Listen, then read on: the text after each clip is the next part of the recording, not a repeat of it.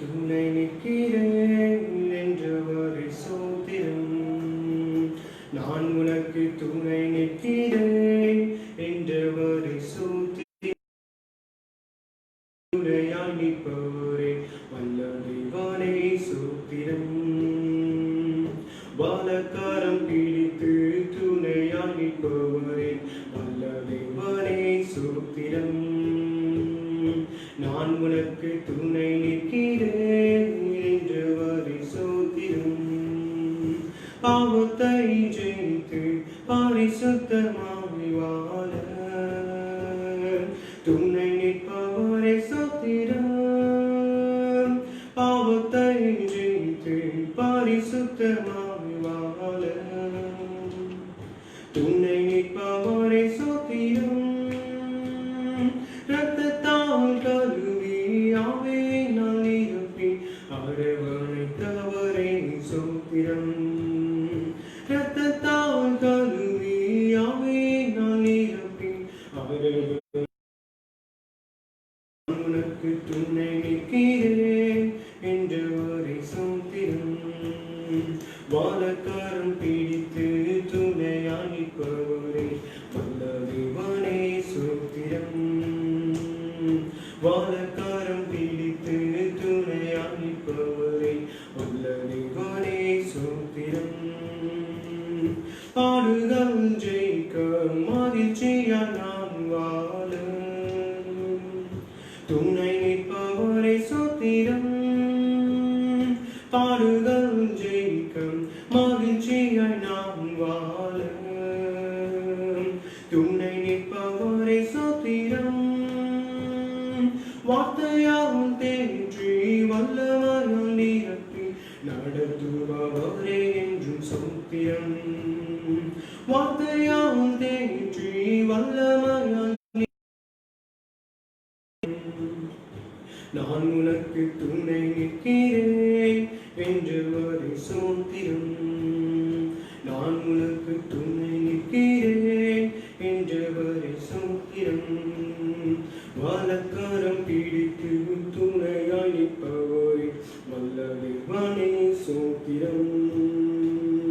வாழக்காரம் பிடித்து துணையாய் நிற்பவரே வல்ல தேவனே சோத்திரம். சாத்தானை ஜெயிக்க வெற்றியாய் நாம் வாழ துணை நிற்பவரே சோத்திரம். சாத்தானை ஜெயிக்க வெற்றியாய் நாம் வாழ துணை நிற்பவரே சோத்திரம். அன்பினால் அனைத்து அபிஷேகத்தால் நிரப்பி அன்பினால் நிரப்பி அபிஷேகத்தால் நிரப்பி ஆதரிப்பவரே என்றும் சோத்திரம். நான் உனக்கு துணை நிற்கிறேன் என்றவரை சோத்திரம். நான் உனக்கு துணை நிற்கிறேன் என்றவரை சோத்திரம். வாழக்காரம் பிடித்து துணையாய் நிற்பவரே வல்ல தேவனே சோத்திரம். வாழக்காரம் பிடித்து துணையாய் நிற்பவரே வல்ல தேவனே சோத்திரம். பாவத்தை ஜெயிக்க பரிசுத்தமாய் வாழ துணை நிற்பவரே சோத்திரம். பாவத்தை ஜெயிக்க பரிசுத்தமாய் வாழ துணை கழுவி ஆவியினால் நிரப்பி அரவணைத்தவரே சோத்திரம். ரத்தத்தால் கழுவி ஆவியினால் நிரப்பி அரவணைத்தவரே சோத்திரம். நான் உனக்கு துணை நிற்கிறேன் என்றவரை சோத்திரம். நான் உனக்கு துணை நிற்கிறேன் என்றவரை சோத்திரம். வாழக்காரம் பிடித்து துணையாய் நிற்பவரே வல்ல தேவனே சோத்திரம். வாழக்காரம் பிடித்து துணையாய் நிற்பவரே வல்ல தேவனே சோத்திரம். நான் உனக்கு துணை நிற்கிறேன்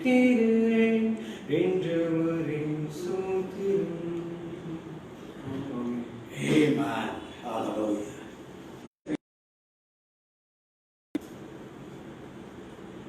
Amen. கதிரவசமான நாமத்துக்கு ஸ்தோத்திரம் உண்டாவதாக.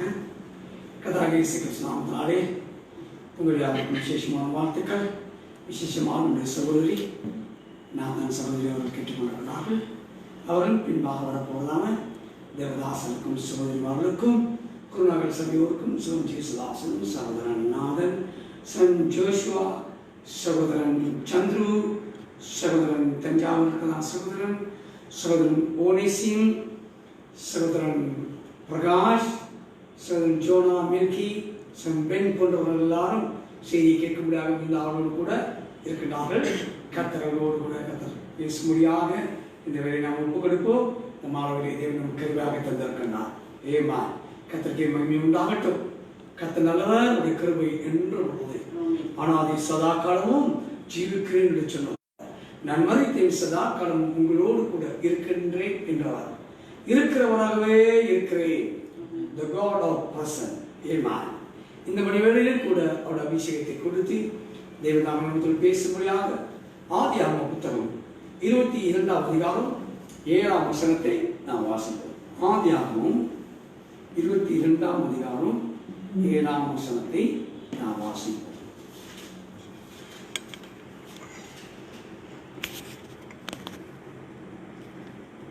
அப்பொழுது ஈசாக்கு தன் தகப்பனாகிய ஆபிரகாமை நோக்கி, என் தகப்பனே என்றான்.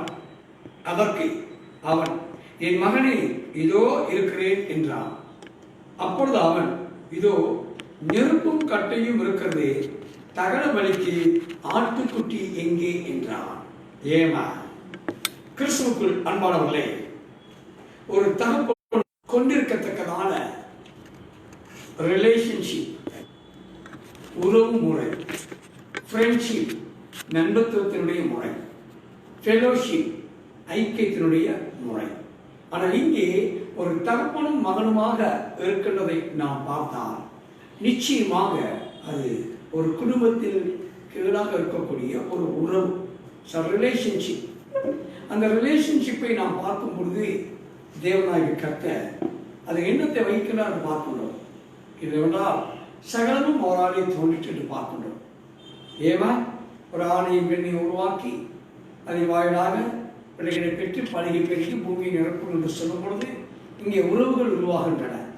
ஒரு ஆண் ஒரு பெண் இவரோடு திருமணம் செய்து கொள்ளும் பொழுது ஒரு கணவன் மனைவி, அவருக்கு பிறக்கிறதான பிள்ளைகள் அவர்களை அப்பா அம்மா என்று அழைப்போம். ஆமே. இங்கே நாம் ஆபிரகாம் ஈசாக்குடைய தாப்பா.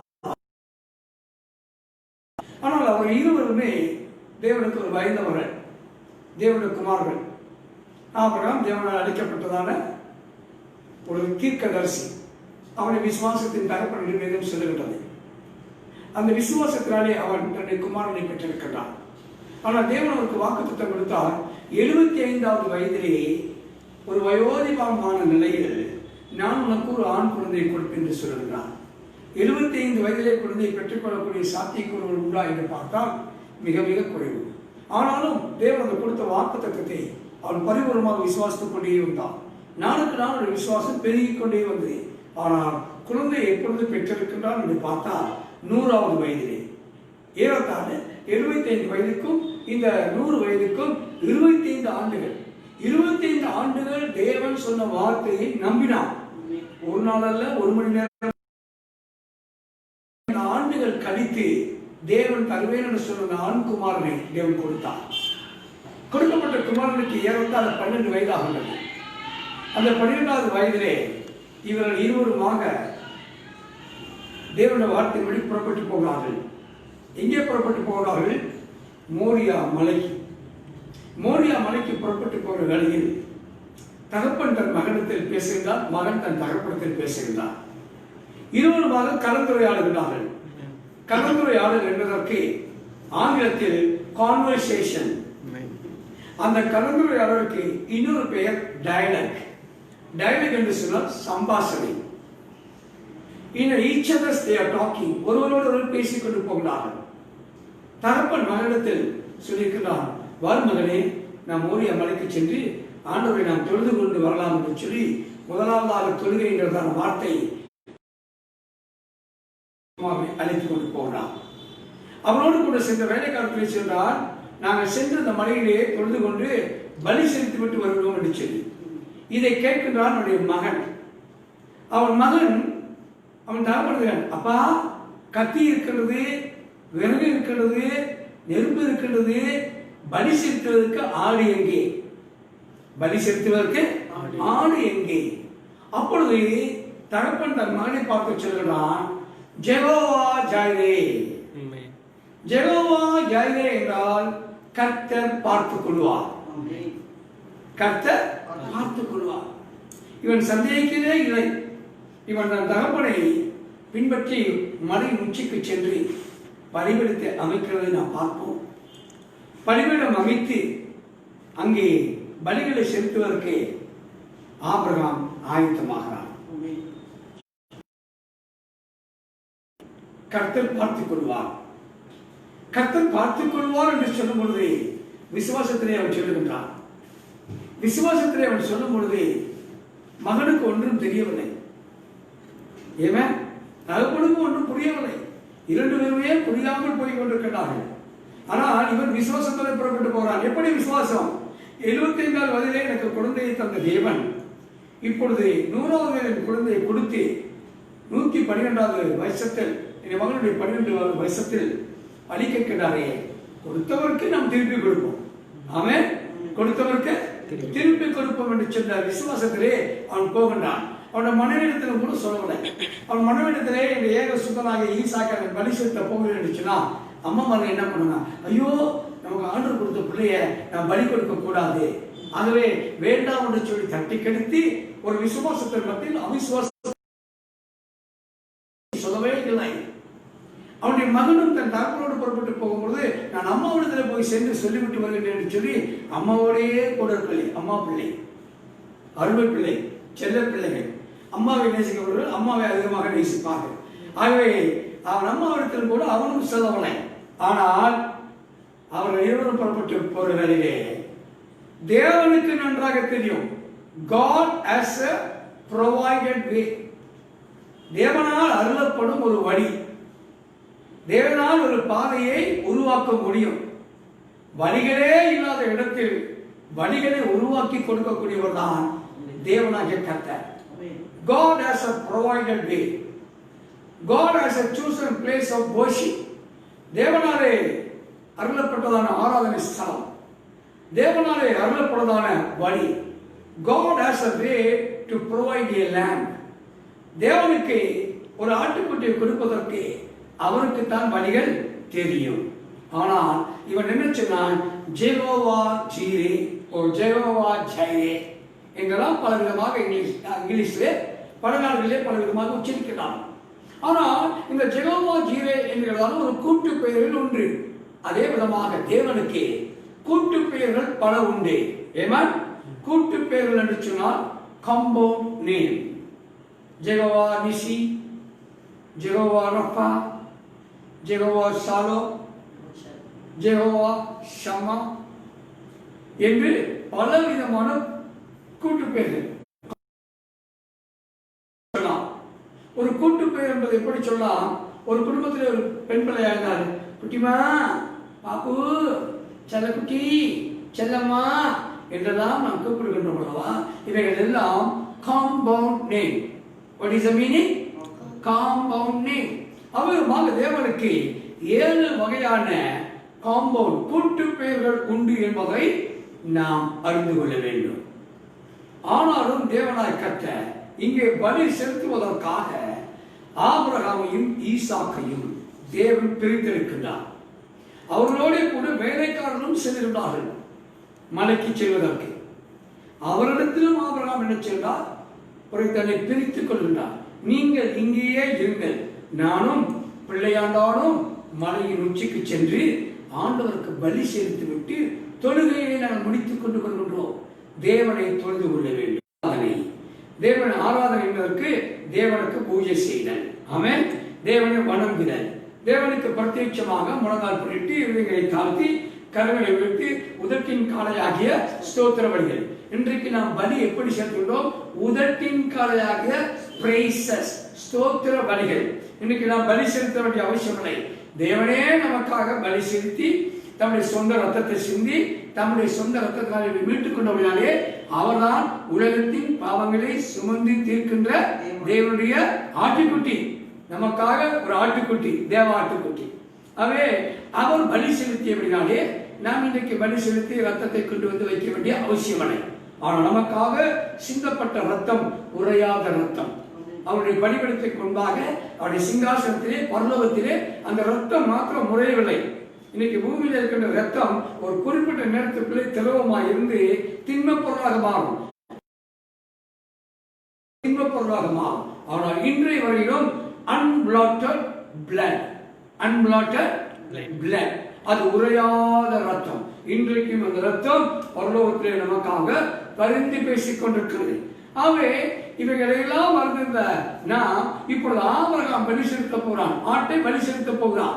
அதற்காக தன்னையும் தன் குடும்பத்தையும் வேறுபடுத்திக் கொண்டான்.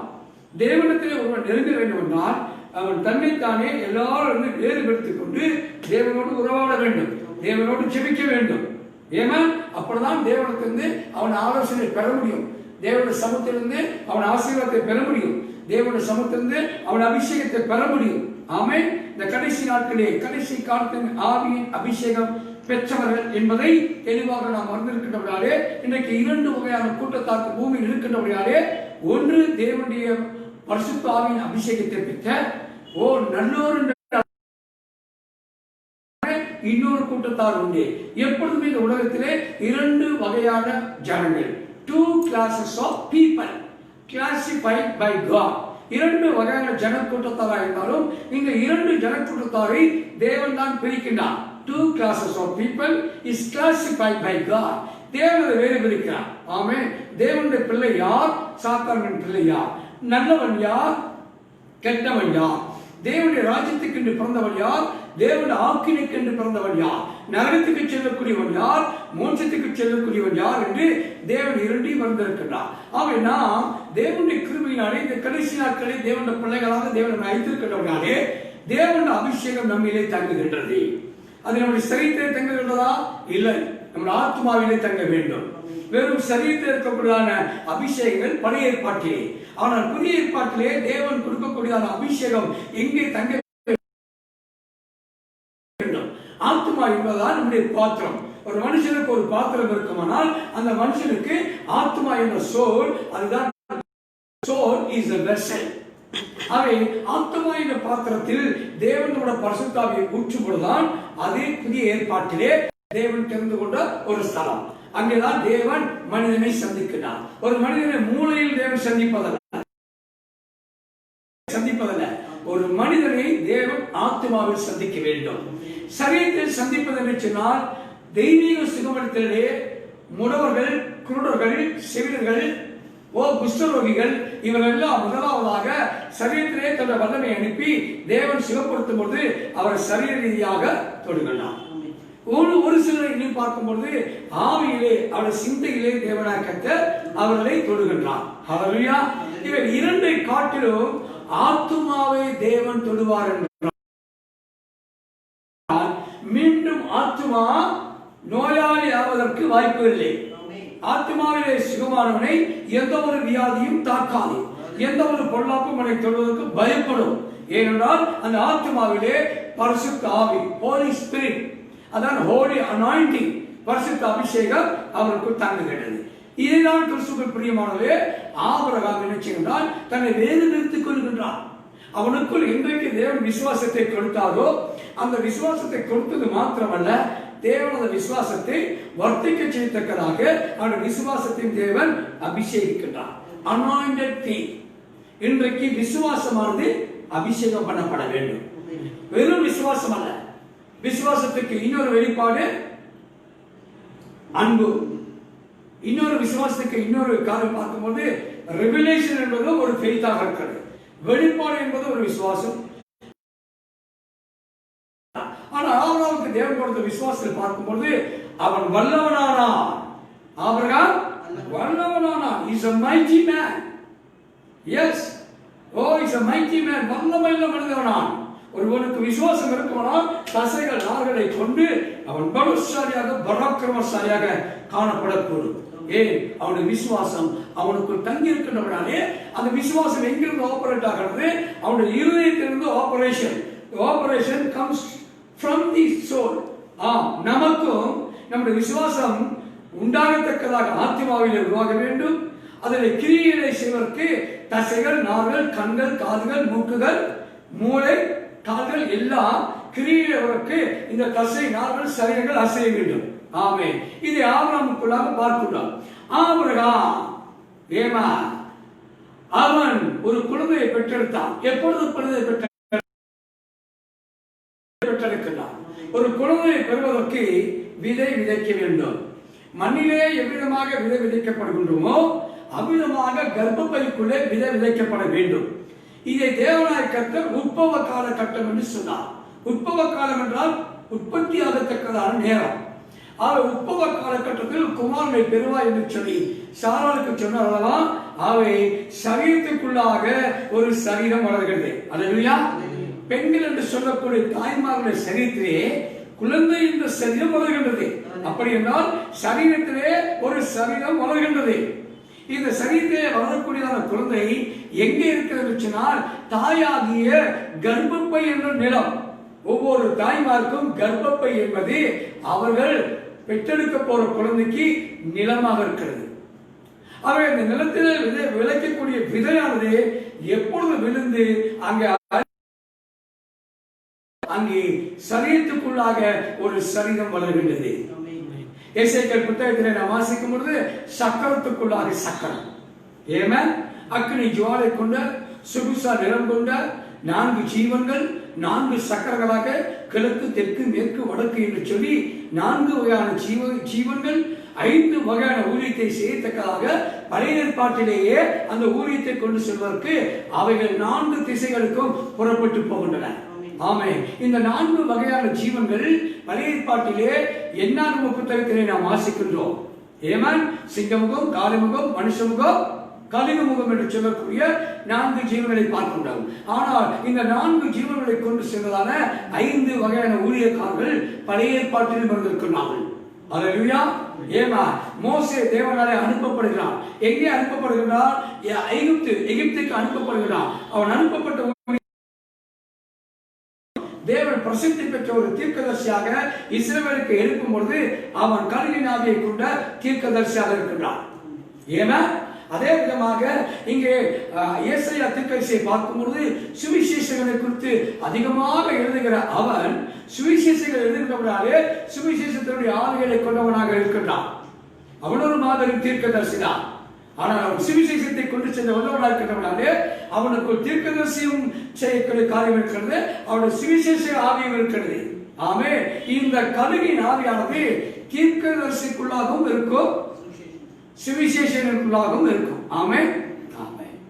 அதே வேளை பார்க்கும் பொழுது எரேமியாவை பார்க்கும் பொழுது ஒரு காளையின் ஆவியை கொண்டவனாக எவன் சபையை மேய்க்கத்தக்கவனாக அவனை 34 அதிகாரத்திலே வாசிக்கும் பொழுது இருதயத்தை கேட்கலான மேய்ப்பர்களை கொடுப்பேன் என்று சொல்லுகின்றான். அதே எசேக்கியேல் காளையின் ஆவியை கொண்டவனாக இருக்கின்றான். ஏன்னா ஆனால் நெகேமியா புத்தகத்துக்கு முன்பாக இருக்கின்ற எஸ்ராவின் புத்தகத்தை பார்த்தால் எஸ்ரா வேதத்தை நன்றாக கற்றுக்கொண்ட வேத பிரமாணத்தை கொண்ட வேத பிரமாணத்தை கை கொண்ட வேத பிரகாரமான அவன் வேத பிரகாரமானவன். ஏமா அவனை ஸ்கிரைப் என்று சொல்லலாம். ஆனால் அவனை பார்க்கும்போது போதகனாக இவர் 5 பேருமே பழைய ஏற்பாட்டில் இருந்தார்கள். இப்பொழுது புதிய ஏற்பாட்டிலும் இருக்கின்றார்கள். இவர்களை அறிந்து விளக்கத்தை நம்ம கிருபை செய்திருக்கின்றார். அவை ஏற்ற காலங்கள் வரும்போது ஒரு தீர்க்கதரிசி ஒரு மகனை பெற்றிருக்கின்றான். அவனும் தீர்க்கதரிசி. ஆபிரகாமும் தீர்க்கதரிசி, ஈசாக்கும் ஒரு தீர்க்கதரிசி. ஒரு தீர்க்கதரிசியானவன் தீர்க்கதரிசியை பெற்றிருக்கின்றான். ஆனால் இந்த குழந்தையை பெற்றெடுக்கும் முன்பாக இந்த ஆபிரகாமுடைய சரீரம் மறுரூபம் அடைகிறது. சாராளுடைய சரீரம் மறுரூபமாய் மாறுகின்றான். அல்லேலூயா. 90 வயது நிரம்பிய சாராள் வாலிப ஸ்திரியாக மாறுகின்றார். இந்த வேதாகமம் உலகத்தில் இருக்கின்ற ஒரே ஒரு புத்தகம். உலகத்தில் இருக்கின்ற பைபிள் எல்லா தேசங்களிலும் இருக்கிறது. எல்லா தேசங்களிலும் 100 வயதுல வாலிபனா மாறியதை பேசுறாங்க, 90 வயதுல வாலிப குமார்த்தியாக மாறியதை பேசுறாங்க. இது சரித்திரம். எல்லா தேசத்திலையும் எல்லா அரசாங்கத்திலையும் இதுதான் சட்ட புத்தகம். இந்த சட்ட புத்தகத்தை வைத்துதான் சட்டங்கள் இயற்றினார்கள். ஏன்னா ஆகவே இன்னைக்கு அதெல்லாம் பார்க்கும்போது நமக்கு எவ்வளவு பெரிய ஒரு சந்தோஷம் உண்டாகிறது. ஆகவே ஈசாக்கை பெற்றெடுக்கும் முன்பாக அவருடைய சரீரம் மாறியது வாக்குத்தத்தத்தின் குமாரத்தை பெறுவதற்காக. இப்படிப்பட்டதான குமாரனை ஆபிரகாமிடத்திலே பலி செலுத்தும்படியாக தேவன் சொன்னார். தேவனுக்கு நன்றாக தெரியும், நான் ஒரு வழியை உருவாக்கி அவனுக்கு ஆற்றை கொடுக்க போகிறேன். ஆமென். தேவனுக்கு தெரியும், தாயாருக்கு தேவனுக்கு தெரியும்.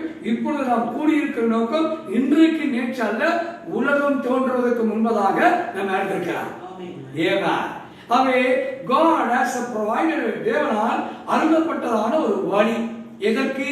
அந்த வழியை பார்த்தால் ஆபிரகாம் மகனை அழைத்துக் கொண்டு மலையின் உச்சிக்கு சென்று பலிபீடத்தை அமைத்து கட்டைகளை அனுப்பி நெருப்பை வைத்து பலி செலுத்தத்துக்கான நேரம் வந்தபோது ஓடி போய் மகனை பிடிச்சான். மகனை பிடித்துக் கொண்டு கட்டி போட்டு பலிபீடத்தில் வச்சான். இதான் பலிபீடம். நெருப்பு இருக்குது, கத்தியை கொண்டு போயிட்டார். இந்த ஆபிரகாம் கத்தியை எடுத்து நேர மகனை கத்தியில அங்கே கொண்டு போகிறார். அப்பொழுது கர்த்தர் ஆபிரகாமே பிள்ளையாண்டான் மீது கையை போடாதே, ஆபிரகாமே அழைத்த உடனே சத்தம் பின்பாக இருந்து சிபியா கூப்பிட்டாலும் பின்னால திரும்பி பார்க்கணும். இந்த பக்கத்து காவியா என்னை கூப்பிட்டா நான் காவியா இருந்து பார்க்கணும். தருணன் அந்த பக்கத்து என்ன கூப்பிட்டா நான் தருணை பார்க்கணும். அல்லேலூயா. அது எவ்விதத்திலே சத்தம் வருகிறதோ அந்த பக்கத்தை தான் நோக்கி பார்க்க வேண்டும். இவன் பின்னோக்கி பார்க்கிறான். சத்தம் வந்த பகுதியிலே அங்கே ஒரு ஆடு ஒரு முச்செடி மத்தியிலே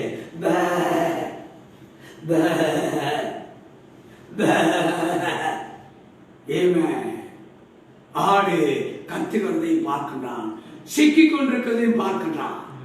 அந்த ஆடு எங்கிருந்து வந்தது? சிருஷ்டி கர்த்தராகிய தேவன் அந்த ஆட்டை சிருஷ்டித்தார். அந்த ஆட்டுக்குள்ளே இந்த ரத்தம் சிருஷ்டிக்கப்பட்ட ரத்தம். அன்றைக்கு உலகத்தில் இருந்த அத்தனை ஆடுகளிலும் ஆதாம் பாவம் செய்தவர்களாலே அவைகளும் பாவத்துக்குள்ளாகியது. அவைகளும் பரிசுத்த ரத்தத்தை கொள்ளவில்லை. ஆனால் தேவன் அங்கே சிருஷ்டிக்கின்றார் ஒரு ஆடை. அது சிருஷ்டிக்கப்பட்ட ரத்தம், பரிசுத்தமான ரத்தம். அதை பிடித்து கொண்டு வந்த ஆபிரகாம் கத்தியை எடுத்து அந்த ஆட்டை பலி செலுத்தினான். பலிகளிலேயே சிறந்த பலி, எக்ஸலன்ட் சாக்ரிஃபைஸ். அந்த ஆடு பலியாகும் பொழுது பரிசுத்தமான ரத்தத்தை சிந்தியது. ஆபேல் பலி செலுத்தினான். பாவம் செய்த பின் பரிசுத்தத்தை இழந்தது உலகம். பரிசுத்தத்தை இழந்த பொழுது எல்லாமே பரிசுத்த குலைச்சலாகிவிட்டன. பரிசுத்தம் இல்லாத ஒரு ஆடை, ஹல்லேலூயா, பழுதற்ற ஒரு ஆடை, குற்றமற்ற ஒரு ஆடை, மாசற்ற ஒரு ஆடை, பவித்திரமான ரத்தமோ, தெலுங்கிலே சொல்வார்கள் பவித்திரமான ரத்தமோ, பரிசுத்தமான ரத்தத்தை. ஓ, ஆபேலுடைய பலி எக்ஸலன்ட் வேதம் சொல்லுகிறது. இதையும் நாம் கவனிக்க வேண்டும். அவை ஆட்டை பிடித்து ரத்தத்தை பலி செலுத்தான். இப்பொழுது தேவனாலே அருளப்பட்ட ஒரு வழி. ஆமென். God has provided way. God has உன்னை பெரிய ஒரு டாக்டர் ஆக்க வேண்டும் என்றால் தேவன் உனக்கு ஒரு வழியை வைத்திருப்பார். உன்னை ஒரு லாயராக தேவன் வைக்க வேண்டும் என்றால் உனக்கு ஒரு வழியை தேவன் வைத்திருப்பார். ஜோனா ஒரு பெரிய அத்தியட்சர், பிரத்யட்சர், பிஷப், ஆட்சி பிஷப் என்று வர வேண்டும் என்று இருந்தால் தேவன் ஜோனாவுக்கு ஒரு வழியை நிச்சயமாக வைப்பார். ஆமென். அம்மாச்சிக்கு தேவனாய் கர்த்தர் வேலையை கொடுக்க வேண்டும் என்றால் வேலையை சரிபடுத்தி நீ புறப்பட்டு சொல்லி God has provided way. ஆமென். ஆகவே தேவனால் அருளப்படக்கூடிய வழிகளை நாம் பார்க்க வேண்டும். ஆமென். ஆகவே அந்த மகனை பலி செலுத்தும்படியாக சொன்ன பொழுது ஆபிரகாம் சந்தேகமற்றவனாக, சிறிதும் கூட தோய்ந்தவனாக அல்ல, கடைப்பட்டவனாக அல்ல, அவிசுவாசம் கொண்டவனாக அல்ல, அவன் புறப்பட்டு சென்றான். அப்படித்தான் நம்மையும் தேவன் அழைத்திருக்கின்றார். இந்த ஆபிரகாமை எங்கிருந்து அழைத்தார்? சீனார் தேசம். இந்த தேசம் எங்கே இருக்கிறது? பாபிலோன். பாபிலோன் தேசத்திலே கல்தேயர் இருக்கிறார்கள். இந்த பாபிலோனிய தேசத்தினுடைய ராஜாவுடைய சொப்பனத்தை குறித்து தான் நேற்றைய தினத்தில் நம்முடைய நாத்தான் தாசன் அவர்கள் வேத பாடத்தை கொண்டு வந்தார்கள். நாளைய 7ஆம் அதிகாரத்திலே கொண்டு வரப்போகிறார்கள். ஆபிரகாம் தேவனுடைய ஆபிரகாமுடைய மூல இடம் கல்தேய தேசமாக சினேயார் என்று சொல்லக்கூடிய பாபிலோன் தேசத்தைச் சேர்ந்தவர். விக்கிரகங்களிலே வல்லுநர்கள், விக்கிரகங்களிலே சிறந்தவர்கள், விக்கிரக உருவங்களிலே அவர் அமைத்த பாகங்கள் பார்க்கும் பொழுது இன்றைக்கு உலக நவீன தேவதைகள், தேவர்கள், அரை நிர்வாணம் முழு நிர்வாணம் என்று சொல்லக்கூடிய தேவர்கள், தேவதைகள் எங்கே பார்க்கலாம் என்றால் பாபிலோன் தேசத்திலே பார்க்க முடியும். இன்னைக்கு பாபிலோன் நான் சொல்லும் பொழுது ஈராக்காக இருக்கிறது. ஆகவே பாபிலோன் என்பது அழிந்து போய்விட்டது. ஈராக் என்று புதிதாக வந்திருக்கிறது. இவ்விதமான பழங்காலத்திலான தேசங்கள் எல்லாம் அழிந்து போய் புதிய தேசங்களாக இருக்கிறது. ரஷ்யாவுக்கு பழைய பெயர் ரோஸ், ROS என்று சொல்லக்கூடிய ரோஸ் என்ற பெயர் தான் ரஷ்யாவுக்கு பெயர். ஏமா இது ஆங்கில வேதாந்தத்தில் நாம் வாசிக்கிறோம் என்றால் அதை நாம் பார்க்க முடியும். ஆனால் இன்றைக்கு அது ரஷ்யா என்று சொல்லப்படுகிறது. தூபால் என்ற சொல்லை நாம் பார்த்தால் இந்த தூபால் என்ற பெயர் கொண்டவன் நேபாள தேசத்தில் இருக்கிறான். ஏன்னா நோவாவின் என்ன ஆகிவிட்டன, பெயர்கள் எல்லாம் அழிந்து போய் புதிய பெயர்களாலே வருகின்றது. அன்றைக்கு இந்த மேதிய பெர்சியர் தான் நேற்று கேட்கும் போது நம்முடைய தாசன் சொன்னார் ஈரான். அன்றைக்கு மேதிய பெர்சியர் பழங்காலத்து பெயர், இன்னைக்கு ஈரான் என்று பெயர். அன்றைக்குரிய பாபிலோனுக்கு ஈராக் என்று பெயர். ஏன்னா அன்றைக்குரிய ரோஸுக்கு இன்றைக்கு ரஷ்யா என்று பெயர். ஆமே, அன்றைக்கு இருந்த ஹிந்துஸ்தான் இன்றைக்கு இந்தியா என்று பெயர்.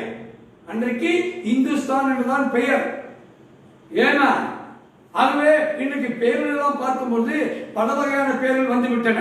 ஆனால் நம்முடைய முற்பிதாவாகிய ஆபிரகாம் சினேயார் தேசத்திலிருந்து புறப்பட்டு கல்தேய தேசத்தை விட்டு அவன் தேவன் காண்பிக்கும் தேசத்துக்கு வருகின்றான்.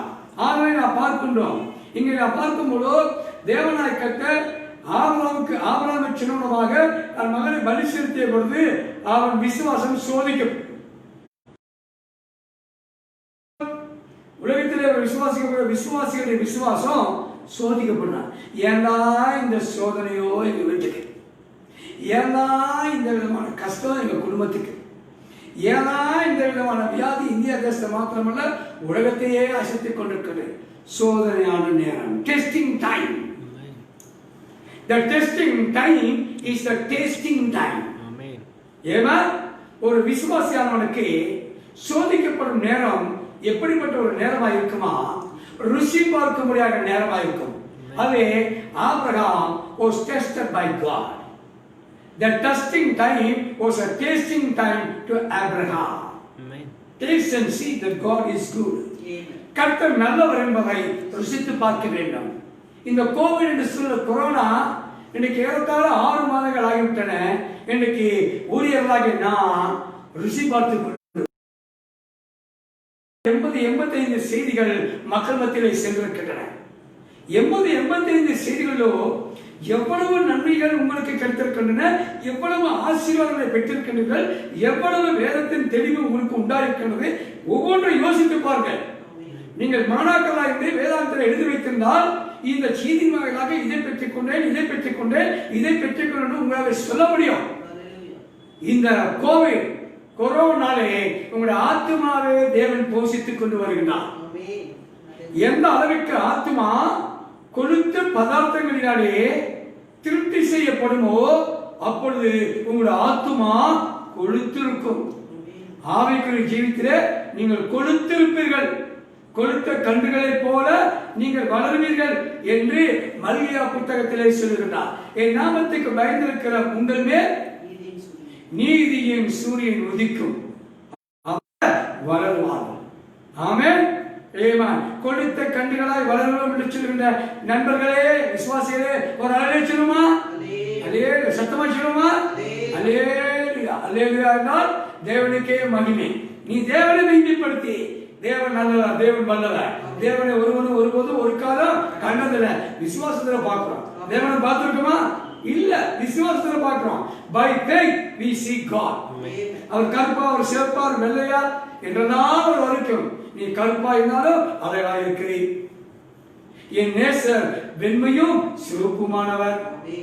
அவருடைய முடி சுருள் சுருளாக உள்ளது. அவருடைய பற்கள் எப்படி இருக்குன்னா, அவருடைய பற்கள் எவ்வளவு பாலில் விழுந்த பாலை போல வெண்மை நிறமுள்ளதான பற்கள்.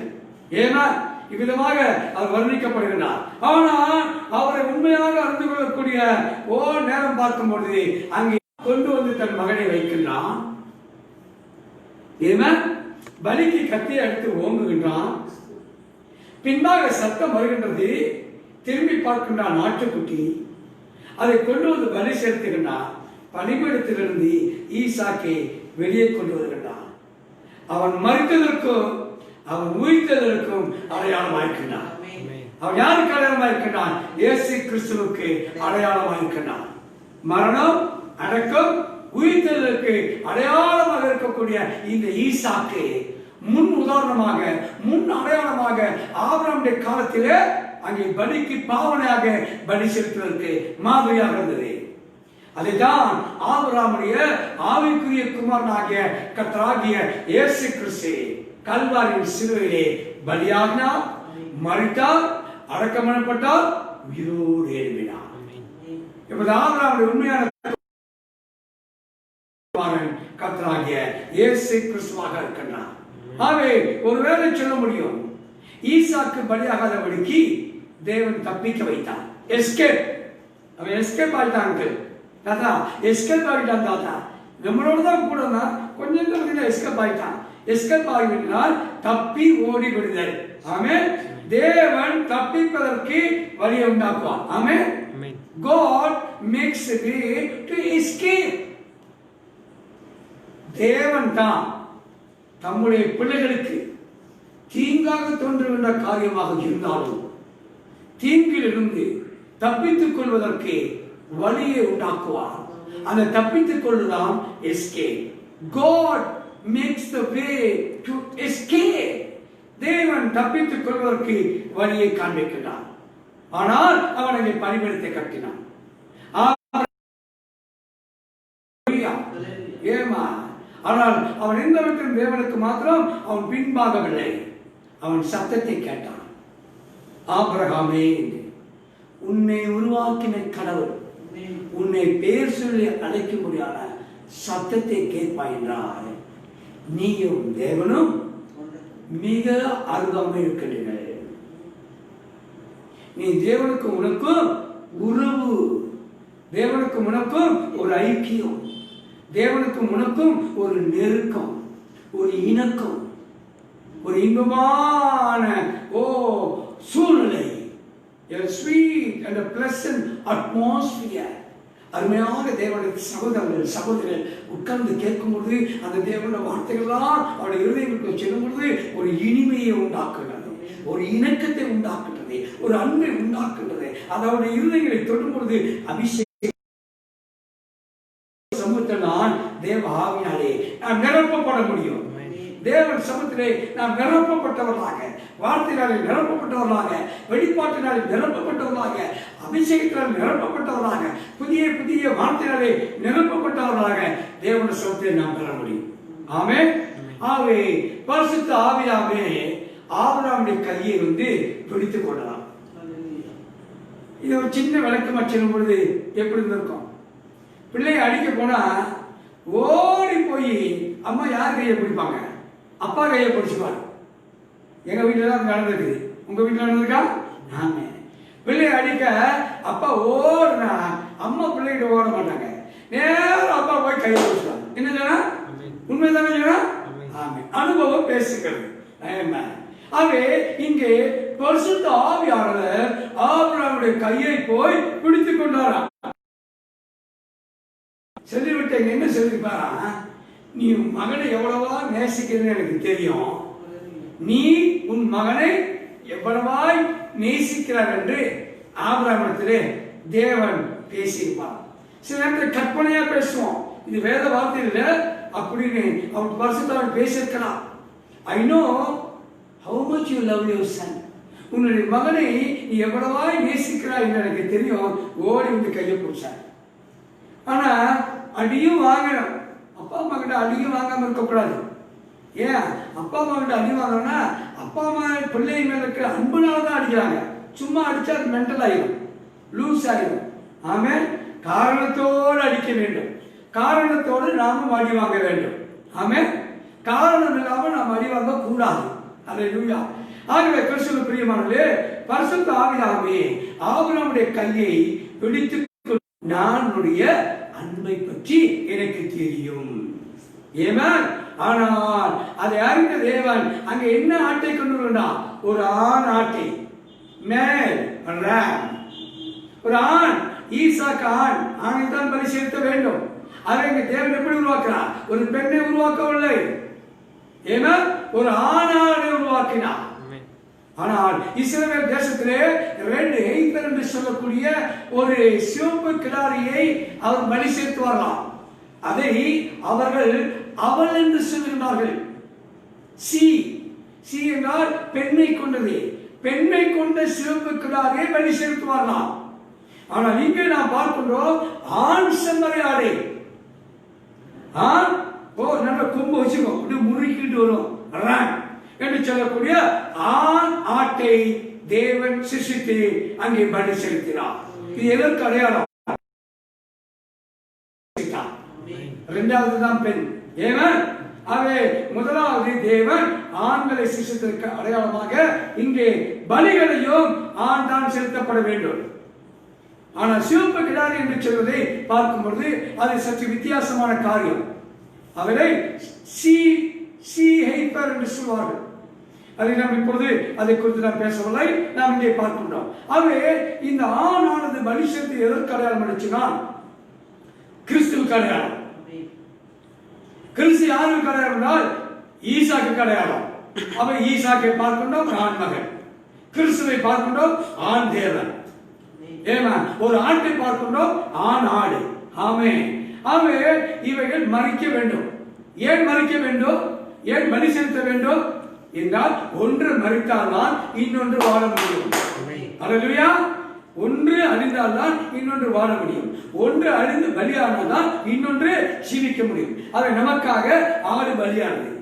இன்னைக்கு நாம் ஜீவிக்கிறோம் என்று சொன்னால் செம்மறி ஆடாகிய தேவன் நமக்கு பலியானார். ஹல்லேலூயா. கிறிஸ்துவுக்கு பிரியமான தேவனுடைய பிள்ளையே, ஆகவே இந்த இஸ்ரேல் தேசத்திலிருந்து எகிப்திலிருந்து மக்களை விடுவிக்கிறதுக்காக தேவன் தெரிந்து கொண்டதான ஒரு ஆடு செம்மறி ஆடு. செம்மறி ஆடு தெரிந்து கொண்டு அடித்து ரத்தத்தை நேரில் வாசப்படியில பூசாங்க. வாசப்படியில மேல் சட்டை 2 சட்டத்தையும் பூசுவாங்க. அந்த ரத்தத்தை பார்த்து சங்கார தூதன் கடந்து போவான். எந்த வீட்டில் ரத்தம் இல்லையோ அங்க மூத்த குமாரனை வெட்டி போடுவாங்க. ரத்தம் அவர்களை மீட்கும். பலி காப்பாற்றும். ஆமென், ஆமென், ஹல்லேலூயா. ஆகவே எகிப்திலிருந்து விடுதலையாக்கும் பொழுது தேவன் அவர்களுக்கு விடுதலை கொடுக்கின்றார். ஆடு சும்மா வரைக்கும் கத்தும். ஏதேன் தோட்டத்திலே ஆகவே தரண்டு அந்த ஆட்டை இழுத்து கொண்டு வந்து அவன் பலி செலுத்திய பொழுது அந்த ஆடு என் தேவனே என் தேவனே ஏன் கைவிட்டீர் அந்த சத்தத்தை பார்க்கும் பொழுது இந்த காலத்தின் செய்தியில் பார்க்கின்றோம். கல்வாரின் சிலுவையிலே என் தேவன் ஆடு கதறியது. என் தேவனே என்று என் தேவனே என் தேவனே ஏன் என்னை கைவிட்டீர் என்று கதறியது. அதுதான் தேவனால் அருளப்பட்ட வழி. தேவனால் அருளப்பட்ட பலிக்குரிய செம்மறியாடு பலி. அந்த பலியின் வாயிலாக நாம் பரலோகம் செல்கின்றோம். ஏமா அங்கேதான் பாவ நிவாரணம் செய்யப்பட்டு நியாயத்திற்கு உண்டானது. நம்முடைய பாவத்தில் அவர் மன்னிச்சிட்டார். நமக்கு ஜட்ஜ்மெண்ட் முடிஞ்சு போச்சு. நமக்கு ஜட்ஜ்மெண்ட் முடிஞ்சு போச்சு. நமக்கு இனிமேல் ஜட்ஜ்மெண்ட் இல்லை. அதே விதமாக எகிப்து தேசத்தில் இஸ்ரவேல் ஜனங்கள் வனாந்தரத்தில் வரும்பொழுது தேவனுக்கு விரோதமாக பாவம் செய்யறாங்க. தேவனுக்கு விரோதமாக பாவம் செய்யறாங்க. கொல்லிவாய் சர்ப்பம் இருக்கிறார். கொல்லிவாய் சர்ப்பம் போய் கடிக்குது. கொஞ்சம் பேர் மறைச்சு போயிட்டாங்க. அப்போ மோசே தேவனை கேட்கறான், ஆண்டவரே இதோ எல்லாரும் மறைச்சு போறான்னு சொல்லு. உடனே நினைச்சது, நீ வெங்கலத்துல ஒரு வெள்ளி சர்ப்பத்தை உருவாக்கி எல்லா ஜனங்களையும் அதை நோக்கி பாருங்க. வெண்கலம் எதற்கு அடையாளம்? நியாய தீர்ப்பு அடையாளம், ஜட்ஜ்மெண்ட் அடையாளம். அதை பார்த்தவர்கள் எல்லோரும் பிழைத்துக் கொண்டார்கள். மரணத்திலே ஏங்க நியாய சுகமளித்தலுக்கு ஒரு வழியை உண்டாக்கினார். இஸ்ரவேல் ஜனங்கள் கொள்ளிவாய் சர்ப்பத்தினாலே கண்டிக்கப்பட்டு மறித்துக் கொண்டிருக்கின்ற உயிர் போய்க் கொண்டிருக்கின்ற வகையிலே நிவாரணத்தை கொடுக்கக்கூடிய தெய்வீக சுகமளித்தலுக்கு அடையாளமாக வெண்கல சர்ப்பத்தை மோசையின் வாயிலாக வனாந்தத்தில் உயர்த்தப்பட்டது. தெய்வீக சுகமளித்தல் பழைய ஏற்பாட்டின் காலத்திலும் தேவன் கையாண்டார். புதிய ஏற்பாட்டின் காலத்திலும் தேவன் தெய்வீக சுகமளித்தலை கட்டளையிடுகின்றார். தெய்வீக சுகமளித்தல் ஊழியம் தான் 80% இயேசு கிறிஸ்துவில். ஏன்னா 10% தான் இருதயத்தின் ரகசியங்கள் சொல்லப்பட்டன.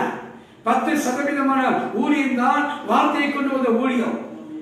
அது மீண்டும் நிரப்பப்பட வேண்டுமானால், நடக்க வேண்டுமானால் சுவிசேஷராகி நாங்கள் போகிற இடங்களிலே செய்தியின் பின்பாக தெய்வீக சுகமளித்தல் கூட்டங்களை நடத்துவோம். 100 பேர் ஒரு 20 பேர் சுகம் வாங்க மாட்டாங்களா? 100 பேர் ஒரு 80 பேர் சுகம் வாங்க மாட்டாங்களா? ஏமா வரப்போற தெய்வீக சுகத்தின் பிரசங்களை செய்யும் பொழுது அநேக சுகத்தை பெறுவார்கள். அது கிறிஸ்துவினுடைய பிரதிநிதி என்பதை தெய்வீக சுகமளித்தல் நிரூபித்து காண்பிக்கும். ஆமே. ஆகவே தேவனால் அருளப்பட்ட வழியை நாம் ஏற்றுக்கொள்ள வேண்டும். தேவனுக்கு ஒரு வழி உண்டு. அந்த ஒரு வழி பெரும் வழி, ஹைவே. அது எங்கே கொண்டு போவது? நித்தியத்துக்கு கொண்டு போற வழி. ஆக தேவன் ஒரு தேவனை கண்டுபிடிக்க ஒரு ஷார்ட்கட்ல போக முடியாது. குறுக்கு வழியில் தேவனை கண்டுகொள்ள முடியாது. ஆதியாகமத்திலிருந்து வெளிப்படுத்தின விசேஷம் வரைக்கும் உள்ளே தேவனுடைய பெரும் பாதை என்று சொல்லக்கூடிய நித்தியத்துக்குள் எடுத்துக்கொள்ள ஒரே பாதை. God has provided a highway. அந்த ஒரே ஹைவே தான் நம்ம போக முடியும். அந்த ஹைவேக்கு வார்த்தை தான் அங்கங்க மைல்ஸ்டோன். இந்த மைல்ஸ்டோனாக இருக்கிற வார்த்தைகளை பார்த்து கொண்டே போக வேண்டும். வார்த்தைக்கு புறம்பான எந்த ஒரு செய்தியும் ஏற்றுக்கொள்ள செய்தியை உரசி பாருங்கள். வார்த்தையோடு அதை உரசுவதை ஒத்துப்போக என்றால் செய்தியை விட்டுவிட வேண்டும் என்று ஆதி காலம் முதல் ஆலோசனை சொல்லிக் கொண்டு வருகிறார். ஆமே. ஆகவே தேவனாகிய கர்த்தராலே அருளப்பட்ட வழி, அந்த வழியிலே தான் தேவனை ஆராதிக்க வேண்டும்.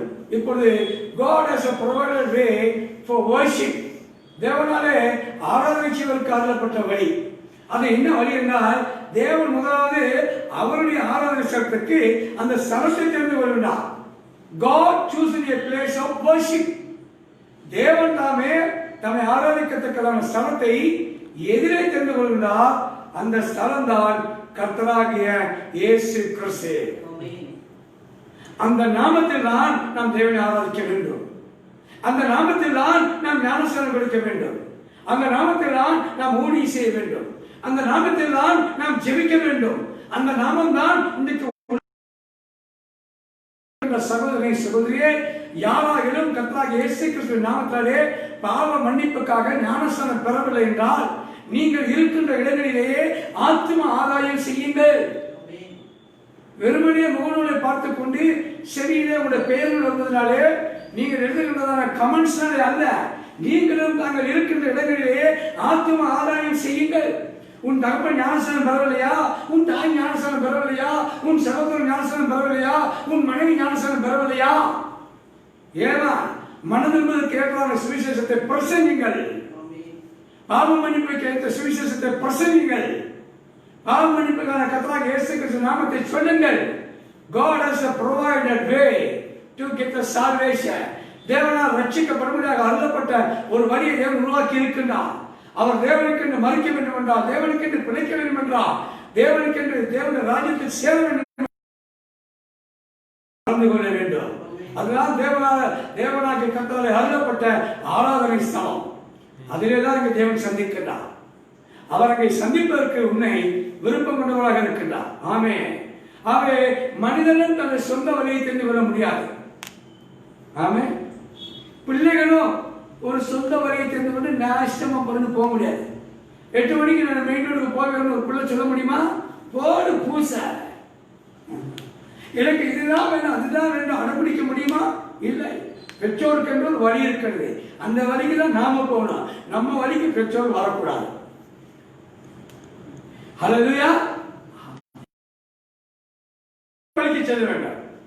தேவனுடைய வழியில் தான் நாம் செல்ல வேண்டியதாக இருக்கிறோம். ஆமென். நம்முடைய சொந்த வழிகளை நாம் விட்டு விடுவோம். ஏமா ஏன்னா நம்மளை கண்காணிக்கிறவர் உண்டா. Holy spirit is the bishop. Bishop என்றால் பரிசுத்த ஆவியார் நம்முடைய கண்காணி, ஓவர்சியர். ஏமா அது பரிசுத்த ஆவியார் தான் நம்மை கண்காணிக்கிறவராக இருக்கின்றார். ஆனால் மோசே அவர்களுக்கு ஒரு வழிகாட்டியாக தேவனாய் கர்த்தர் ஒரு வழிகாட்டியாக வழிநடத்தும் தன்மை கொண்ட தளபதியாக தேவனை கொடுத்தார். அதே விதமாக தான் கிறிஸ்துவுக்கு பிரியமானவர்களே, God has provided way to open the seventh seal and seven thunders. இந்த ஏழாவது முத்திரையோ 7 இடிகளையோ திறக்கப்பட வேண்டும் என்றால் என்னுடைய வழியில் அல்ல, எங்கள் சகோதரன் நாத்தாண்டு வழியிலும் அல்ல, உலகளாவிய ரீதியிலே மனவாட்டி என்று சொல்லக்கூடிய அவர்களுடைய வழியிலும் அல்ல, தேவனை திறப்பதற்கு ஒரு வழியை வைத்திருக்கிறார். God has a provided way. தேவனாலே வேண்டுமென்றால் ஏற்ற காலங்கள் உண்டு, ஏற்ற சமயங்கள் உண்டு, தருணங்கள் உண்டு, சூழ்நிலைகள் உண்டு. அதற்கு ஏற்கத்தக்கதாக ஒரு தீர்க்க தரிசன வரத்தை உடைய ஒரு மனுஷனை தேவன் பிறப்பிக்க வேண்டும். உலகத்தில் அவனை பிறப்பித்து உலகத்திலே கொண்டு வர வேண்டும். அவன் தாயின் கர்ப்பத்திலே இருக்கும் பொழுதே அவன் ஊழியக்காரன் என்று தேவனாலே நிர்ணயிக்கப்பட வேண்டும்.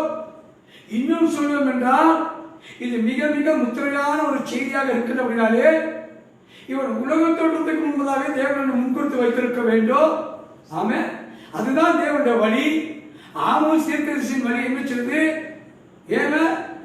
தேவன் தாமே தன்னுடைய ஊழியக்காரராகிய தீர்க்கதரிசிகளுக்கு அறிவிக்காதபடிக்கு ஒரு காரியத்தையும் செய்யா.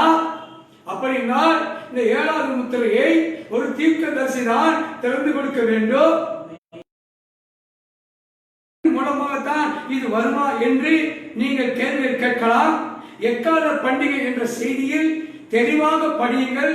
ஒரு மனிதனை தேவன் எழுப்புவார். கேள்வி பதில் முத்திரைகளின் பேரில் இருக்கின்ற அந்த COD புத்தகத்தை படியுங்கள். ஒரு தீர்க்க தரிசன வரத்தை உள்ளவரை தேவன் கொண்டு வருவார். 2 காரியங்கள் மத்தியில் வைக்கின்றேன். தேவனுடைய தாசன் சொல்லுகின்றால் ஜோடு ஜோடு இல்லாமல் இராது என்று சொன்னார். அமிதமாகத்தான் நாத்தான் சொன்னதுமாக வேதங்களிலும் ஜோடு ஜோடு உள்ளவைகளாகத்தான் இருக்கின்றன. இந்த செய்தியிலும் கூட செய்தியை விசுவாசிக்கின்ற மனவாட்டி மத்தியிலே நாங்கள் நெஞ்சை நிமிர்த்தி வீறு நடைபெறுகின்ற சிறியோனின் குமார்த்திகளாய் பகிரங்கமாக உங்களுக்கு சொல்லுகின்றோம். செய்தியையும் தேடி வாசிங்கள். இந்த 7வது முத்திரை குறித்து ஏறத்தாழ 25 இடங்களிலே திறக்கப்படவில்லை என்பதை 1 இடம் 2 இடம் என்பதால் ஆகவே தேவனால் அருளப்பட்ட வழியில் 7ஆம் முத்திரை திறக்கப்படவில்லை என்று விசுவாசிக்கின்ற சகோதரர்கள் ஊழியர்கள் தங்களுடைய சபைகளை நீங்கள் நடத்துவீர்களானால் அந்த தேவனால் அருளப்பட்ட அந்த வழியிலே இந்த மாநகரிலே உங்களுடைய பிரயாணத்தை நீங்கள் தொடங்கும்படியாக உங்களுக்கு ஆலோசனை சொல்கின்றோம். நாங்கள் அறிந்ததை சொல்லுகின்றோம். நாங்கள் அறியாததை சொல்லவில்லை. நாங்கள் பெற்றுக்கொள்ளவில்லை, நீங்களும் பெற்றுக்கொள்ள வேண்டும் என்ற உள்ளான நோக்கத்தோடு பரந்த மனப்பான்மையோடு நாங்கள் பிரசங்கிக்கின்றோம். இன்னைக்கு பலரும் பலவிதமாக பார்த்து இதை ஒரு கேலிக்கூத்தாக நினைக்கலாம். நாங்கள் சொல்வது பொய்யா இல்லை மெய்யா என்பதை நீங்கள் ஆராய்ந்து பாருங்கள். ஆட்சியில் வருவார்கள். அப்பொழுதுதான் அநேகர் நினைப்பார்கள், இவ்வளவு பேருடைய பிரசங்கங்கள் 7ஆம் முத்திரை திறக்கப்படவில்லையா என்று இந்திய தேசத்திலேயே நீங்கள் அதிர்ச்சி அடைவீர்கள். உங்களுடைய ஊழியர்கள் மறைக்கலாம். நாங்கள் மறைக்கவில்லை. நாங்கள் தீர்க்கதரிசிக்கு மேலானவர் அல்ல, நாங்கள் தேவனுக்கு மேலானவர் அல்ல. நாங்கள் தேவனுக்கும் உண்மையுள்ளவராக இருக்க வேண்டும். இந்த தீர்க்கதரிசியின் செய்தியில் இருக்கக்கூடிய உண்மைக்கும் நாங்கள் உண்மையுள்ளவர்களாக இருக்க எங்களை நாங்கள் உண்மையுள்ளவர் என்றும் தாழ்மையுள்ளவர் என்றும் எளிமையானவர் என்றும் உங்கள் மத்தியிலே உங்கள் ஆத்மாவை குறித்து பாரம் கொண்டவர்களாக உங்கள் மத்தியில் நாங்கள் பிரசங்கிக்கிறோம். God has a provided way to open the seventh seal and seven thunders. Followed by that, வழிகளை பார்த்தால் முதலாவதாக இப்பொழுது நமக்கு மிகப்பெரிய அஸ்திவாரம் 7வது முத்திரை. அதை தழுவி 7 இடி முழக்கங்கள், அதை தழுவி ஊற்றப்படுதல். ஏனென்றால் நாம் இடிகள் இடித்தால்தான் மேகங்கள் சொல்லும் மழை வரும். இந்த அவுட்போரிங் என்று சொல்லக்கூடிய ஊற்றப்படுதல் என்றால் பரிசுத்தாவின் மழை. ஆகவே முதலாவதாக 7வது முத்திரை, இரண்டாவதாக 7 இடிகள், மூன்றாவதாக பின்மாறி முன்மாறி ஊற்றப்படக்கூடிய மழை. இது மூன்றையும் உங்களுக்கு முன்பாக கொண்டு வந்து வைக்கும் பொழுதுதான் பின்பாக வரக்கூடிய புத்திர சுவிகாரம், தேவனுடைய குமாரர்கள் குமாரத்திகள் வெளிப்படும்படியான காலம், மூன்றாம் வெளிப்படுடைய ஊழியங்கள். உங்களுக்கு ஞாபகம் ஊட்டிக்கொண்டே இருப்போம். நீங்கள் எங்களை ஏற்றுக்கொண்டாலும் சரி, ஏற்றுக்கொள்ளாவிட்டாலும் சரி, நீங்கள் விசுவாசித்தாலும் சரி, விசுவாசிக்காவிட்டாலும் சரி, நாங்கள் உங்களை சகோதரர்களாக நேசிக்கிறோம், சகோதரிகளாக நேசிக்கிறோம். ஆமென். எங்கள் மேல் விழுந்த பாரங்களை எங்கள் தேவனுக்கு கணக்கு ஒப்புவிக்க வேண்டியவர்களாக இருக்கின்றவர்களாலே நாங்கள் சொல்லுகின்றோம். தவறாக எண்ண வேண்டாம், தவறாக விமர்சனம் செய்யாதீர்கள். உங்களுக்காக நாங்கள் அனுதினமாக நாம் ஜெபிக்கின்றோம். ஆகவே no one can't open the seventh seal. தேவனை தவிர, தேவன் அனுப்புகிற மனுஷனை தவிர வேறு எந்த ஒரு மனுஷனும் சுய வழியிலே வியாக்கியானம் செய்ய முடியாது. அவர்களாலே இதுதான் 7வது முத்திரை என்று ஒருவராலும் சொல்ல முடியாது. சொல்ல முடியும் என்றால் சொல்லுங்கள். இல்லை, ஏனென்றால் இதை தேவன் மூடி வைத்திருக்கிறார். ஒருவரும் திறக்கக்கூடாதபடிக்கு பூட்டுகிறவரோ, ஒருவர் பூட்டக்கூடாதபடிக்கு திறக்குமாகிய தாவீதின் குமாரனுடைய கையிலே விசுவாசம் என்ற திறவுகோல் இருக்கின்றன. ஏமா அவர் திறக்க செல்லும் பொழுது திறக்கும். ஏமா அவர் சிறிது காலம் மூடி வை என்று சொல்லியிருக்கிறாரே, மூடி வைக்கப்பட்டிருக்கும். ஹல்லேலூயா. தேவனாலே அருளப்பட்ட வழிகளை பார்க்கும் பொழுது தேவன் தாமே இவைகளை திறப்பதற்கான வழிகளை தேவன் வைத்திருக்கின்றார். ஆகவே தேவனுடைய சமூகத்திலே வருவதற்கு தேவனுடைய சமூகத்திலே நாம் வர உண்டாக ஜோனா வந்து ஒரு பாடலை பாடுவாராக. நாம் ஆமென். ஹல்லேலூயா.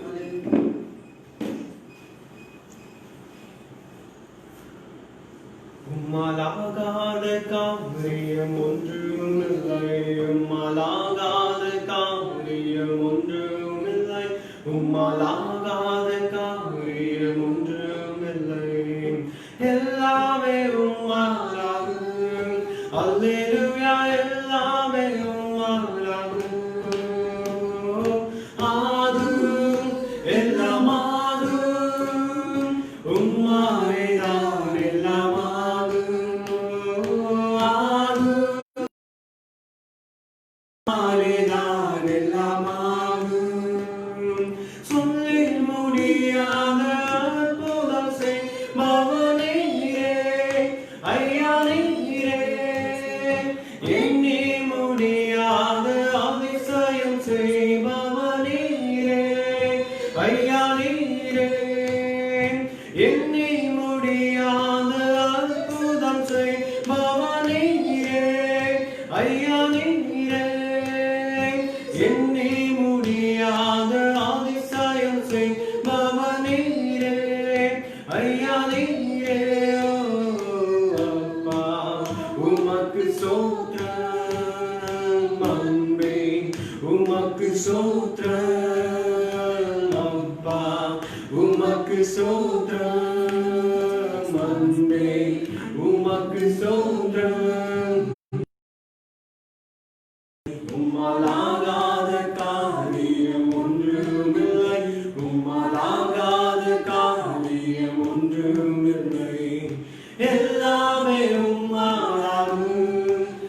அல்லேலூயா எல்லாமே உம்மாலாகும். கர்த்தர் தாமே உங்களை யாவரும் ஆசீர்வதிப்பார். ஆமென். Please.